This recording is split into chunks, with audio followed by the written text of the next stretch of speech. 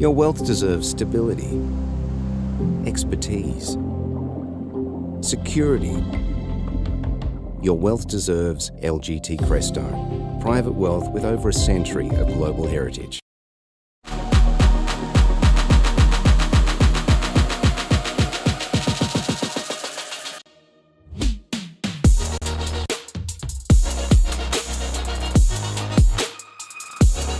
Welcome to the Global View on this Friday. Well, the Bank of England has lifted its key interest rate by 1/4 percentage point to a 15-year high of 5.25%, its 14th consecutive increase. The central bank warning that borrowing costs were likely to stay higher for longer, with Governor Andrew Bailey saying the UK economy will grow only minimally in the coming years. He said the evidence has gone one way, then gone a bit the other way, so I don't think it's time to declare it's all over and we're sort of sitting where we are for the moment. Say we have to remain evidence-driven. We've continued to use language which we've used before, which is to say if we get more evidence of more persistent inflation, then we'll have to react to that. Well, in the US, long-term Treasury yields hit 9-month highs despite employment and other economic data pointing to easing inflation. The 10-year yield initially hitting 4.195%, the highest since last November, with the 2-year just shy of 4.9%. And the latest US jobs data shows layoffs dropped to an 11-month low in July, even as the number of Americans filing new claims for unemployment benefits rose slightly last week, and worker productivity rebounded sharply in the second quarter, further boosting the inflation outlook. The US dollar has fallen from a 4-week peak. The British pound remains under pressure following the Bank of England's rate hike, while the Aussie, well, it fell to a 2-month low of 65.1, currently at 65.5.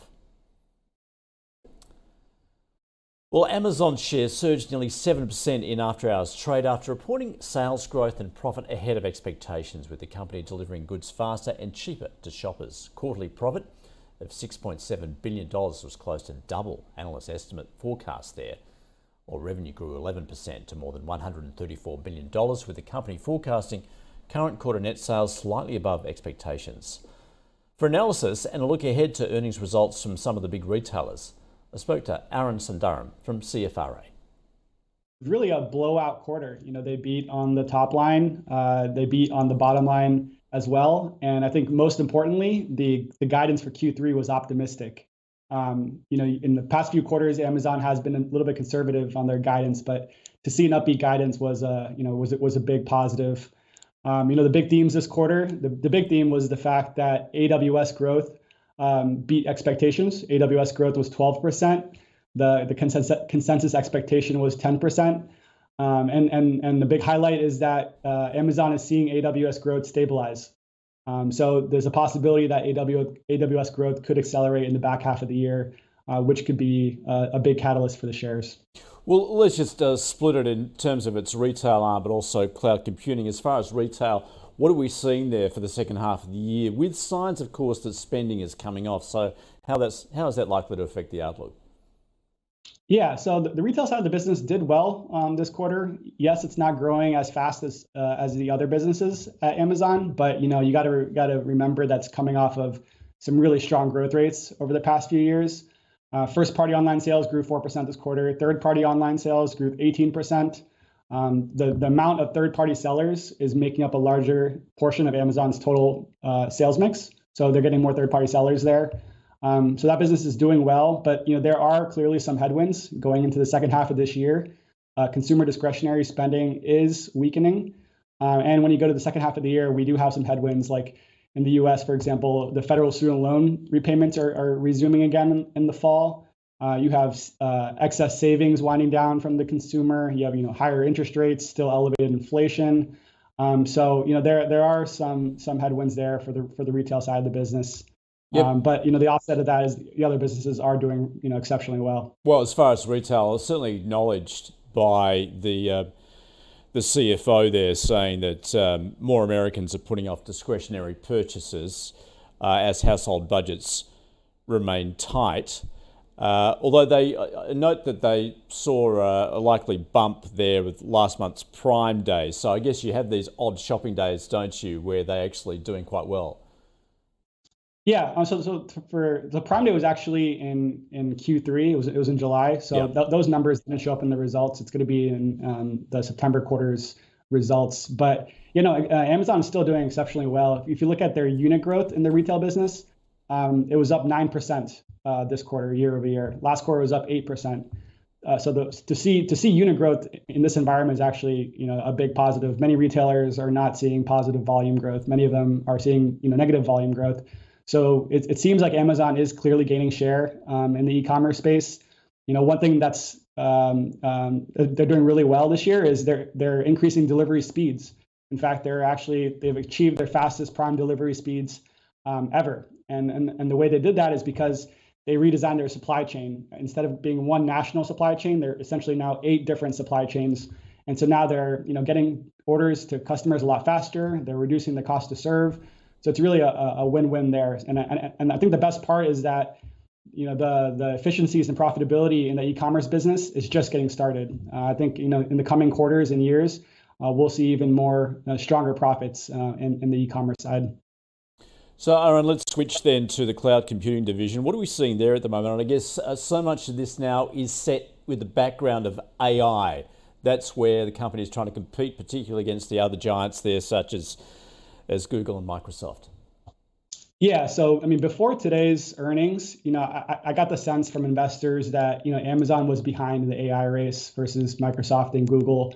But I think after seeing today's print, we can put a lot of those fears aside. I think the conclusion I took away from today's results is that AI, machine learning, large language models is going to benefit really all the big tech players, Amazon, Google, Microsoft, NVIDIA, all of them stand to benefit. And it's not just going to be 1 quarter or 2 quarters.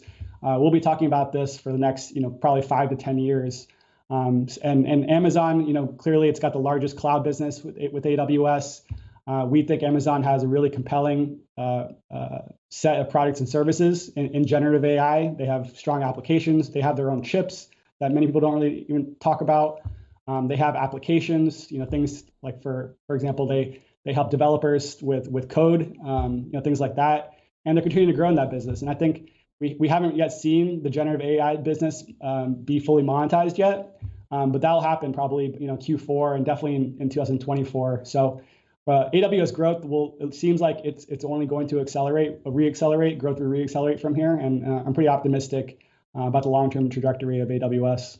Because I guess key to the business here, Aaron, is that it has that diversity, doesn't it? That you've got both the retail side, but also likely to benefit from what it's doing with AI.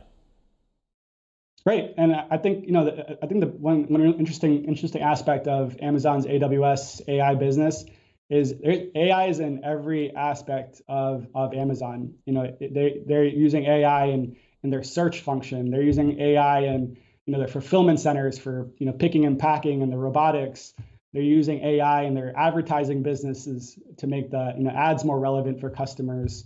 And clearly they're using AI in AWS with various products and applications. So AWS and AI does complement the rest of Amazon's businesses, which is one reason I don't think they'll ever fully separate AWS from the rest of the company, like some people may think could happen in the future. Aaron, the company also embarking on significant cost cutting, moreover, particularly as far as layoffs are concerned. Is that likely to continue, do you think? I think we've seen the worst of the layoffs. They've already announced 27,000 layoffs. They've announced lots of other cost-cutting initiatives. They've paused construction on their headquarters. They cut back on spending on certain businesses.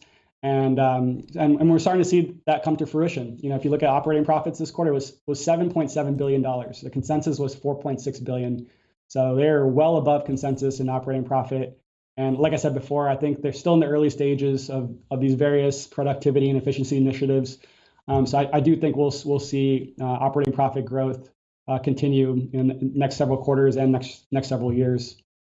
Aaron, let's look more broadly ahead to some of the other big retailers such as Target and Walmart, what your expectations are there, given what is going on with consumer spending in the States at the moment. Yeah, so like I said earlier, consumer discretionary spending is clearly under pressure. And in this type of environment, discount retailers, big box retailers like a Walmart, for example, are doing much better than those discretionary retailers. So like a Target definitely has more discretionary goods that it sells versus Walmart. One thing Walmart has going for them is that Walmart's predominantly a food retailer. About 50% of Walmart's sales are in the grocery food category. And that's what drives customers to the stores right now. It's that food and groceries.